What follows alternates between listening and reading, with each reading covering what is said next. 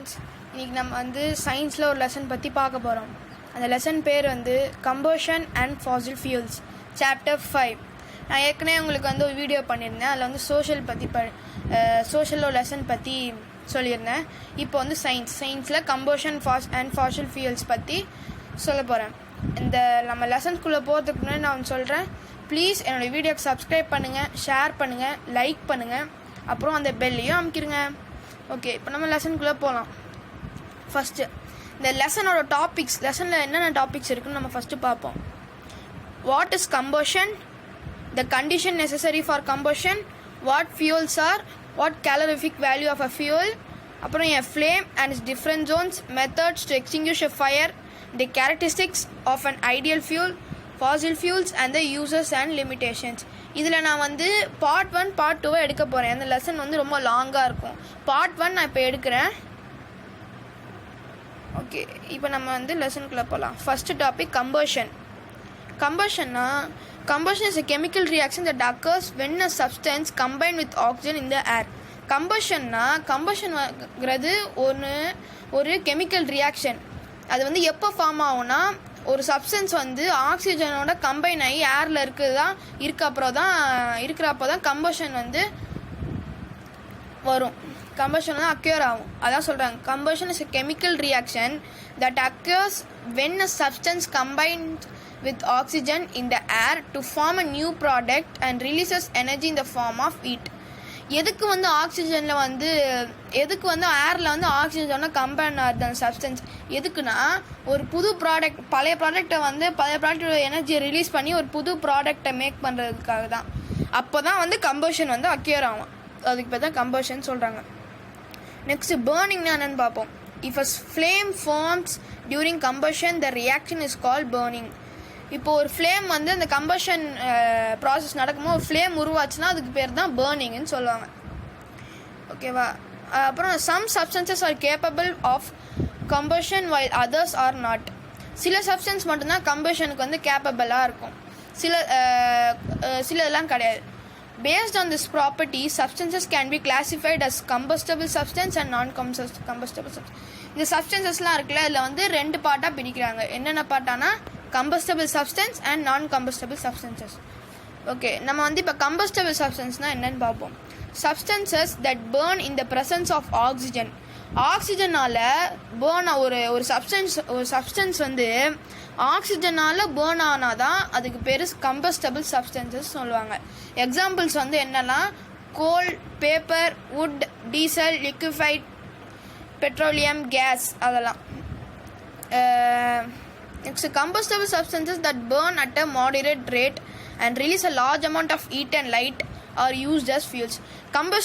Combustible substanceலாம் ஒரு moderate rate of டெம்பரேச்சரில் தான் வந்து பேர்ன் ஆகுமா. அப்புறம் அது வந்து லார்ஜ் அமௌண்ட் ஆஃப் ஹீட்டையும் லைட்டையும் ரிலீஸ் பண்ணும். நெக்ஸ்ட், நான் கம்பஸ்டபிள் சப்ஸ்டன்சஸ்னால் என்னன்னு பார்ப்போம். Substances that do not burn in the presence of oxygen are called non-combustible substances.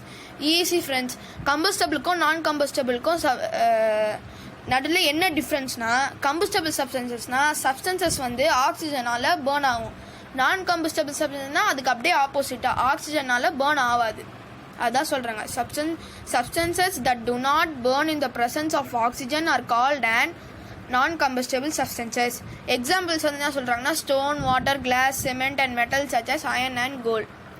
Next, நம்ம கம்பஷன் ப்ராடக்ட்ஸ் நடக்கும்போது என்னென்ன ப்ராடக்ட்லாம் உருவாகுது அதுதான் இப்போ நம்ம பார்க்க போகிறோம்.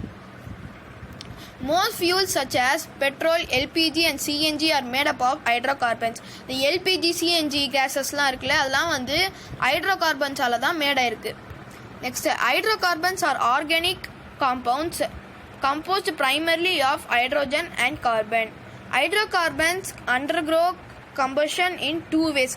ஹைட்ரோகார்பன்ஸ் வந்து கம்பஷன் வழியாக ஒரு 2 வேஸாக கம்பஷனுக்கு ஒரு 2 வேஸாக அக்யூர் ஆகுதான். அது என்னென்ன வேஸ்னால், complete combustion and incomplete combustion. நம்ம ஃபஸ்ட்டு கம்ப்ளீட் கம்பஷன்னா என்னன்னு பார்க்க போகிறோம். Complete combustion takes place when there is a sufficient supply of an air or oxygen such that the hydrocarbons in the fuel burn completely.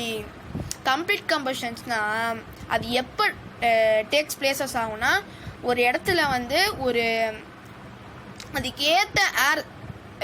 அதுக்கு ஏற்ற oxygen இல்லை ஏர் supply ஆகிற இடத்துல தான் கம்ப்ளீட் கம்பஷன் டேக்ஸ் பிளேஸ் ஆகும். அதான் சொல்கிறாங்க, complete combustions takes place when there is a sufficient supply of air or oxygen such that the hydrocarbons in the fuel burn completely. அதனால sufficient supply of oxygen ஏர் இருக்கனால தான் hydrocarbons வந்து கம்ப்ளீட்டாக burn ஆகுது. Next the products of the chemical reaction are carbon dioxide and water. இந்த chemical ரியாக்ஷனோட ப்ராடக்ட்ஸ்லாம் என்னதுன்னா carbon dioxide and water. இது கண்டிப்பாக கேட்பாங்க உங்களுக்கு எக்ஸாமில். இந்த லெசன் இருந்துச்சுன்னா இது கண்டிப்பாக கேட்பாங்க. இப்படி கேட்பாங்க, what products are formed during combustion. என்ன ப்ராடக்ட் சொல்லணும்? Carbon dioxide and water. இப்போ அந்த கார்பன் டை ஆக்சைடோட கெமிக்கல் ரியாக்ஷன் பற்றி பார்க்க போகிறோம். அது அப்படி தான் கார்பன் டை ஆக்சைடு வாட்டரை வந்து கொடுக்குதுல, அதுதான் இங்கே போட்டிருக்காங்க பாருங்கள். அதான் இங்கே வந்து ஃபார்முலா மாதிரி போட்டிருக்காங்க. Hydrocarbon plus oxygen gives carbon dioxide plus water.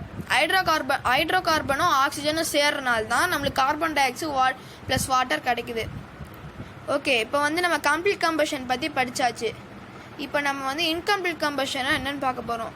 Incomplete combustions takes place when there is an insufficient or limited supply of air due to which the hydrocarbons in the fuel do not burn completely. நம்ம இங்கே மேலே படித்தோம்ல, combustible substance, நான் combustible substance. Combustible சப்ஸ்டன்ஸ்னு ஒன்று இருந்துச்சு, அதுக்கு ஆப்போசிட்டாக அப்படியே நான் கம்பஸ்டபிள் சப்ஸ்டன்சஸில் இருந்துச்சுல, அதே மாதிரி தான் இதுலேயும். கம்ப்ளீட் கம்பஷனில் ஒன்று அப்படியே நான் இன்கம்ப்ளீட் கம்பஷன் அதுக்கு அப்படியே ஆப்போசிட்டாக. கம்ப்ளீட் கம்பஷன் என்னன்னு பார்த்தோம், அங்கே வந்து அதுக்கு ஏற்ற ஏர் இல்லை ஆக்சிஜன் இருக்கும் போது இருந்து பேர்ன் ஆகும் போது கம்ப்ளீட் கம்பஷன் வந்து டேக்ஸ் பிளேஸ் ஆகும். அதே இன்கம்ப்ளீட் கம்பஷன்ஸ் வந்து அங்கே வந்து இன்சஃபிஷியன்ட், எப்படி சொல்கிறது, அதுக்கு ஏற்ற ஆக்சிஜனே இருக்காது, அன்லிமிட்டடாக இருக்கும், இல்லை கம்மியாக கூட இருக்கும். அந்த மாதிரி இருக்கும் போது ஹைட்ரோகார்பன்ஸ் வந்து சரியாக பேர்ன் ஆகாது. அதுக்கு பேர் தான் incomplete combustion.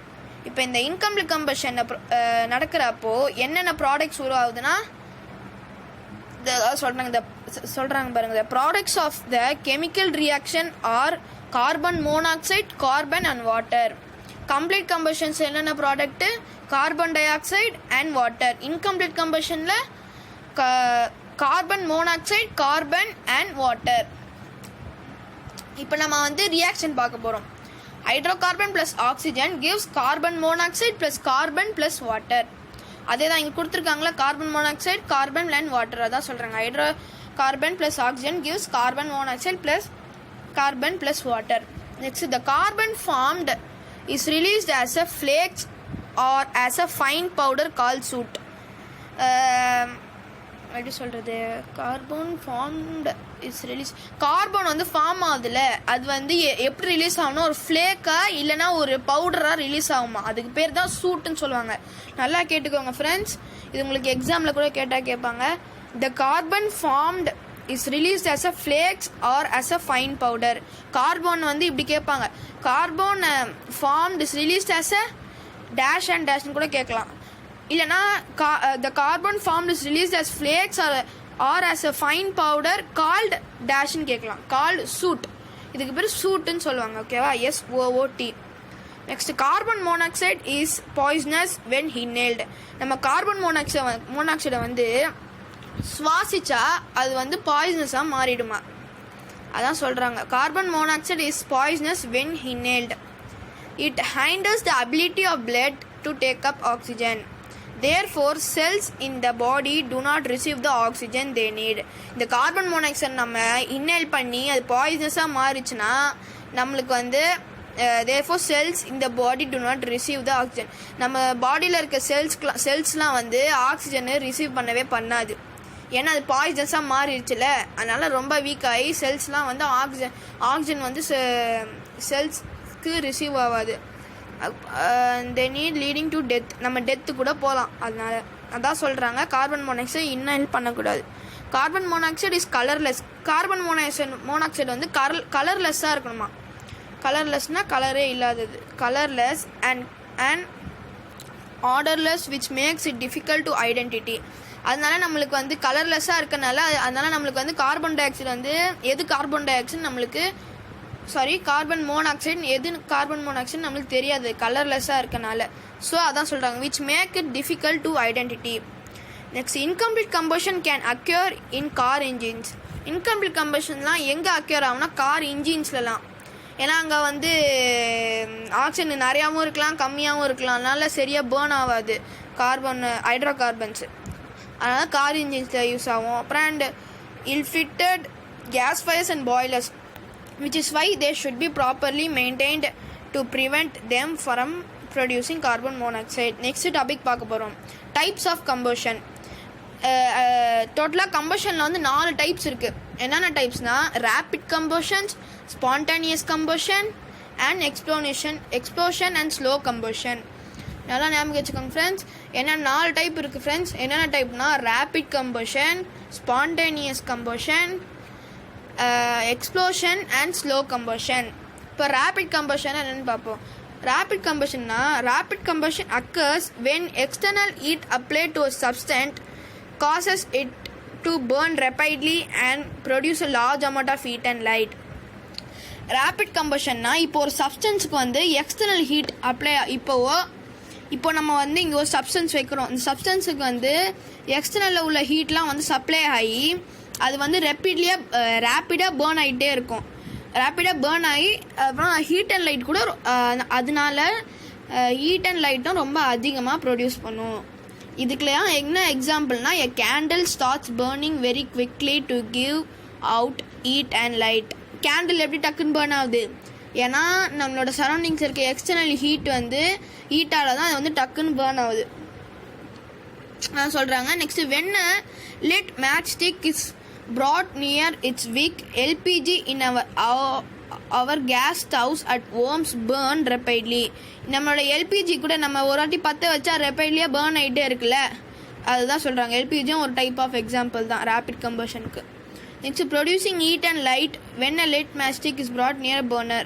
Rapid combustion continues as long as fuel is available. Rapid combustion வந்து கண்டினியூஸ் ஆகிட்டே இருக்குமா. நம்ம ஃபியூல் அவைலபிள் எவ்வளோ லாங்காக அவைலபிளாக இருக்கோ அவ்வளோ அளவுக்கு அது கண்டினியூஸ் ஆகிட்டே இருக்குமா ரேபிட் கம்பஷன். இப்போ வந்து ஸ்பான்டேனியஸ் கம்பஷன் பற்றி பார்க்க போகிறோம்.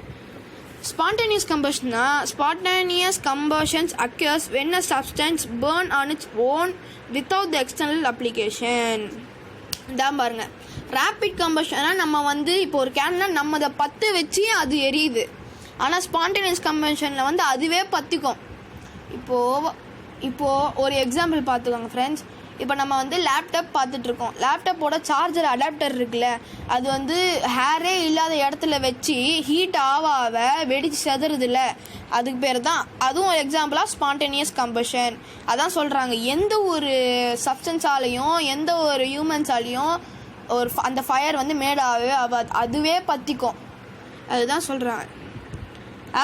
Spontaneous combustion occurs when a substance burns on its own without the external applications of heat.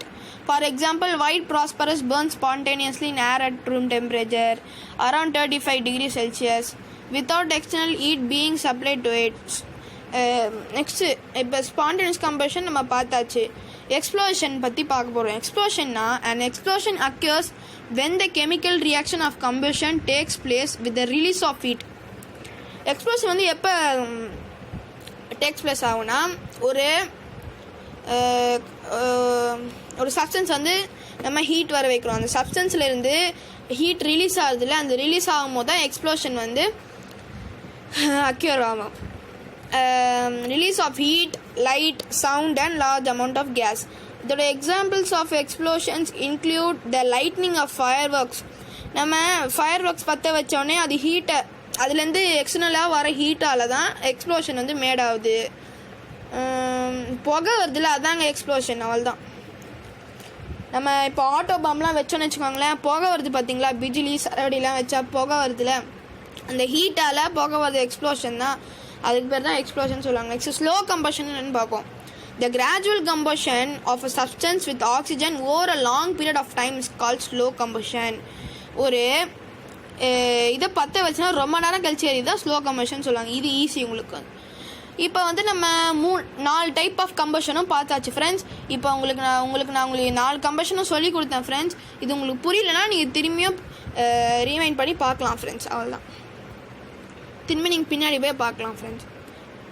இப்போ நெக்ஸ்ட்டு வந்து நம்ம கண்டிஷன்ஸ் நெசசரி ஃபார் கம்பஷன் இந்த டாபிக் பற்றி பார்க்க போகிறோம். All 3 of the following conditions have to be met for combustion to take place.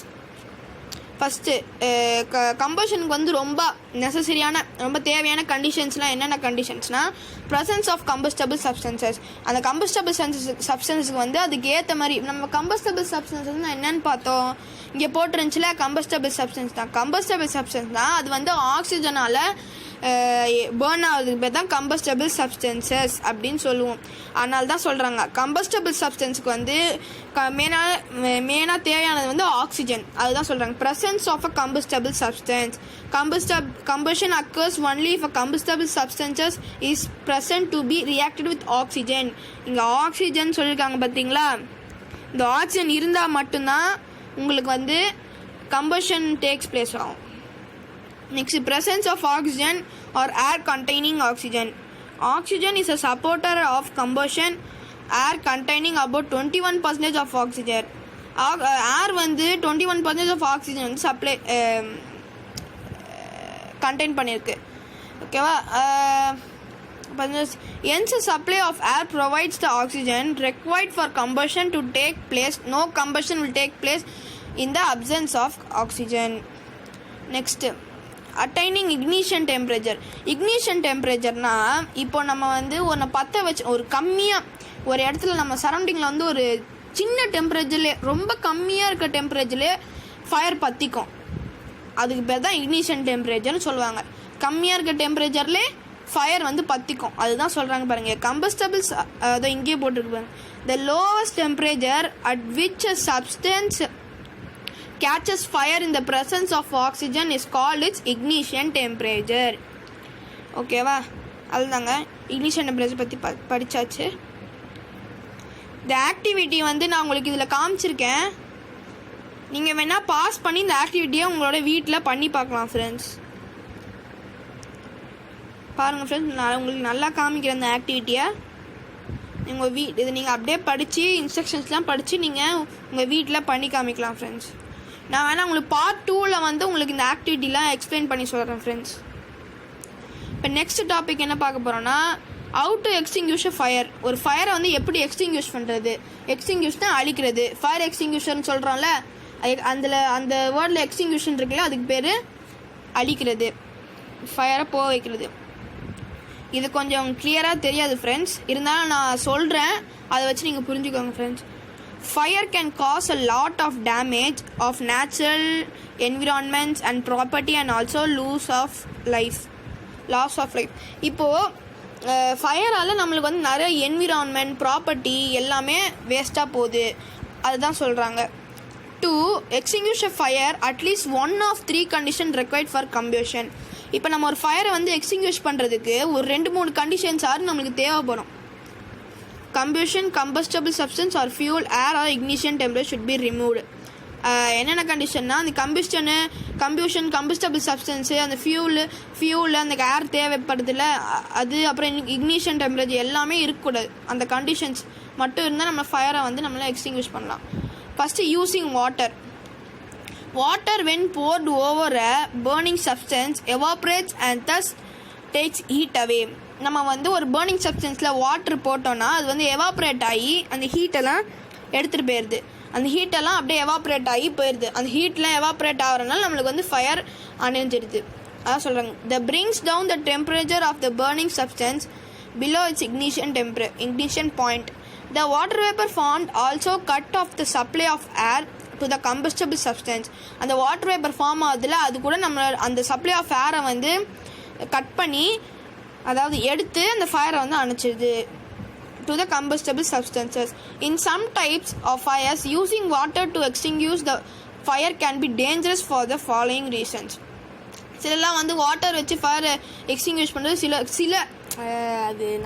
அது வந்து ஒரு நல்ல மெத்தட் தான் ஃபயர் அழிக்கிறதுக்கு. ஆனால் சில இதில் வந்து உங்களுக்கு வந்து அது டேஞ்சரஸாக இருக்கும். அது என்னன்னு பார்க்க போகிறோம். Water should not be used to extinguish electric fires. Electrical ஃபயர்ஸ்லாம் இப்போ நம்ம வந்து அந்த ஒயர் இருக்குல்ல, இப்போ நம்ம இப்போ ஹீட்டர் போடுறோம்ல, அந்த ஹீட்டர் ஒயர் வந்து பற்றிக்கிச்சுன்னா வாட்டர் வச்சு அழிக்கக்கூடாது. ஏன்னா அதான் சொல்கிறாங்க, water should not be used to extinguish electrical fire. It's a good conductor of electricity. Good conductor of எலக்ட்ரிசிட்டினா ரெண்டுமே ரியாக்ட் ஆகும். இப்போ நம்ம வந்து அந்த வயர் பற்றிக்கிச்சுன்னு வச்சுக்கோங்களேன், அதில் நம்ம தண்ணி ஊற்றும் போது ரெண்டுமே ரியாக்ட் ஆகி ஷாக் அடிக்க ஆரம்பிக்கும். அதான் it's good conductor of electricity and good cause an electric shock to the people trying to extinguish the fire. அந்த தண்ணி நம்ம மேலே பட்டுச்சுன்னா, அந்த வயரில் பட்ட தண்ணி நம்ம மேலே பட்டுச்சுன்னா ஷாக் அடிக்கும். அதுதான் நம்ம ஈரக்கையோட ஸ்விட்சையோ இல்லை ஏதாவது எலக்ட்ரிக் வயர்ஸையோ தொடக்கூடாது. தொட்டால் ஷாக் அடிக்கும். அதனால தான் ஷாக் அடிக்குது. ஏன் ஷாக் அடிக்குது? ஏன்னா அந்த வாட்ரு வந்து எலக்ட்ரிக் வயர்ஸோட ரியாக்ட் ஆகும். ரெண்டுமே வாட்டரும் எலக்ட்ரிக் ஃபயரும் ரியாக்ட் ஆகும். ரியாக்ட் ஆகும்போது நம்மளுக்கு ஷாக் அடிக்குது. அதான் சொல்கிறாங்க. நெக்ஸ்ட்டு வந்து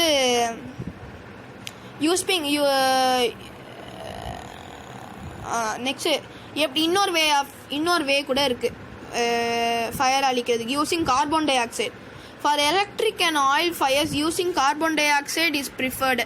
இப்போ நம்ம எலக்ட்ரிக் ஃபயர்ஸ்லாம் வாட்டரில் அழிச்சா ஷாக் அடிக்குதுன்னு சொல்கிறோம்ல, அப்போ நீங்கள் யோசிப்பீங்க வேறு எதை வச்சு தான் ஃபயர் அழிக்கிறது அப்படின்னு யோசிப்பீங்க. அதுக்கு தான் உங்களுக்கு கார்பன் டை ஆக்சைடு இருக்குது, கார்பன் டை ஆக்சைடு கேஸ். அதை வச்சு நீங்கள் அதெல்லாம் அழிக்கலாம். Next, carbon dioxide does not support combustion. ஏன்னா கார்பன் டை ஆக்சைடு வந்து கம்பஷனுக்கு எப்பயுமே சப்போர்ட் ஆகாது. ஆக்சிஜன் தான் சப்போர்ட் பண்ணும் கம்பஷனுக்கு. And being heavier than oxygen, it settles down and cuts off the supply of oxygen to burning the materials. Carbon dioxide also does not harm electrical equipment, fire extinguisher user. Carbon dioxide put out. அதான் சொல்கிறாங்க, carbon dioxide வந்து water மாதிரி electric ஒயரில் அடித்தா எதுவும் ஷாக்லாம் அடிக்காது அப்படின்னு சொல்கிறாங்க. There are 2 types of fire extinguisher. 2 type of fire extinguisher இருக்குது. என்னென்ன ஃபயர் எக்ஸ்டிங்யூஷர்னா, carbon dioxide fire extinguisher and soda acid fire extinguisher. இது உங்களுக்கு எக்ஸாமில் வச்சா கேட்பாங்க ஃப்ரெண்ட்ஸ். என்ன 2 types ஆஃப் எக்ஸ்டிங்யூஷர்ஸ்னு கேட்டால் carbon dioxide fire extinguishers and soda acid fire extinguishers. Next, carbon dioxide fire extinguisher. The type of fire extinguisher consists of a cylinder containing a carbon dioxide stored liquid from under high pressure. Carbon dioxide fire எக்ஸ்டிங்யூஷர்னா அது வந்து ஒரு cylinder type, உங்களுக்கே தெரியும். அதில் வந்து கீழே இருந்து வர ப்ரெஷரால் அது வந்து கார்பன் டை ஆக்சைடு ஃபுல்லாக அப்படியே உள்ளே அடங்கியிருக்கும், உள்ளே ஃபுல்லாக வச்சுருப்பாங்க. When the knob is open, knob is pressed, the carbon dioxide liquid is released as spray. நான் அது ஃபுல்லாக அப்படியே அந்த சிலிண்டருக்குள்ளே ஃபுல்லாக கார்பன் டை ஆக்சைடு ஃபுல்லாக இருக்குல்ல, அதனால் நம்ம வந்து அந்த ஸ்ப்ரே பட்டன் நம்ம வந்து ப்ரெஸ் பண்ணும் போது கார்பன் டை ஆக்சைடு வெளில வருது, ரிலீஸ் ஆகுது. as a spray, ஒரு ஸ்ப்ரேயாக ரிலீஸ் ஆகுது. that immediately changes to vapor and settles over the flames like a blanket. அது வந்து உள்ளேருந்து வெளில வரும்போது இமீடியட்டாக டக்குடு அப்பயே ஒரு வாட்டர் வேப்பராக மாறி settles over the flames like a blanket.